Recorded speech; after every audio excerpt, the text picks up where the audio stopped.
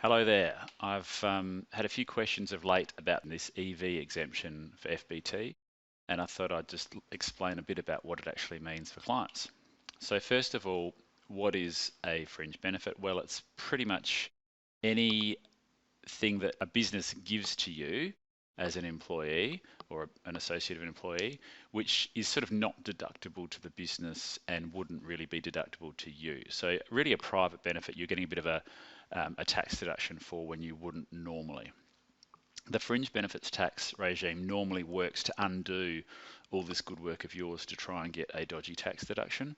And the point with this EV exemption is that you can effectively get some private use of a motor vehicle without having that fringe benefits tax consequence as a way for the government to encourage us to buy EVs.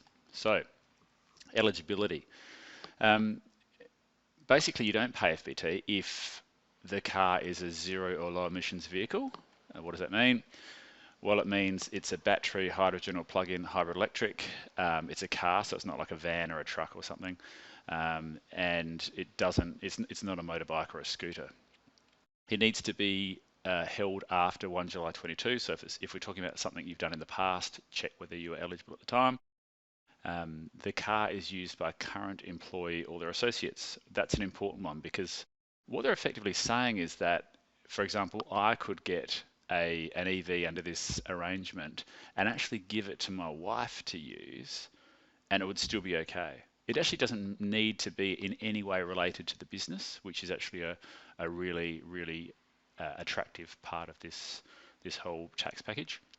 A luxury car tax has never been payable on the importation or sale of the car. Well, how do we know that? Well, basically, for this current year we're in now, 89 grand is the magic number. So be really careful though, because when you see the invoice, there's bits and pieces like additional fittings and stamp duty and GST and things like that.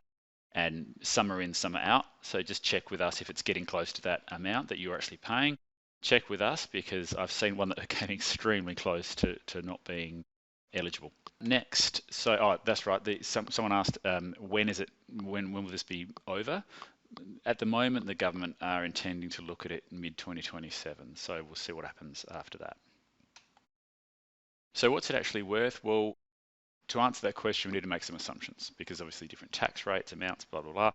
So the person using the car has very little real business usage and is currently claiming nothing. So I'm assuming that if someone's looking at this, they're sort of thinking, well, you know, I'm not really getting any tax deduction for my car as it stands. So I'm going to assume that you're getting nothing. So this is really designed for people who are home to work, work to home sort of car usage people. And of course that trip doesn't count for tax purposes. The business buying the car is GST registered and qualifies for the small business depreciation. So I just sort of assume something. I'm effectively assuming that most of the car is written off over around about 5 years. It's a bit longer than that really, but eventually the business will get the benefit and the bulk of it is within 5 years. I'm also assuming that the tax deduction is worth somewhere in the range of 25% being the small business company tax rate, right up to 47% an individual in the highest marginal tax bracket will pay. When we spend more than $68,000 on a car, we're actually limited to $68,000 worth of depreciation. Keep that in mind. And we also have a limit of GST claim of 6191. So the EV cost of $80,000 capped to $68,000 for depreciation. We're going to assume that the electricity is nothing because people are using the excess that they've generated at home in most cases. Insurance, rego service, etc. I think the total amount that we're getting a deduction for is $103,000 plus the GST claim of $8,000. If you add all that together at a 47 cents on the dollar tax rate, it's about $57,000 cash benefit, which is about $11,000 a year. The company tax level, it's more like $34,000 total or $7,000 a year. But I think a lot of people who are considering this are probably in that closer to the 47 cents in the dollar rate. So pretty attractive numbers. I think it is a significant additional tax saving. Just from conversations with clients, I feel like whilst it's very generous, it may not drive the decision to actually buy an EV where someone wasn't otherwise considering it anyway, but it might push them over the line if they were. Of course, ask us for how it would apply to you because everyone's situation is different and I've really given some loose numbers here. So hopefully that helps. Give us a yell if you need a hand. Thank you.